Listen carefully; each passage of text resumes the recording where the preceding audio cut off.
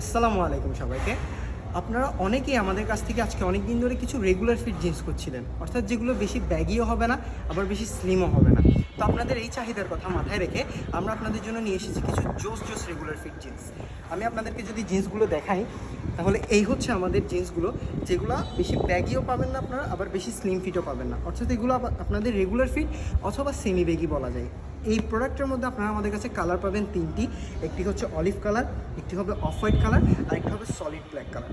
আর আমি যদি এই প্রোডাক্টটার কোয়ালিটির কথা বলি, তাহলে আপনারা একটু ক্যামেরাটা একটু কাছে আনলে দেখতে পারবেন যে এই প্রোডাক্টটা হচ্ছে গাবার্ডিং জিন্স প্রোডাক্ট।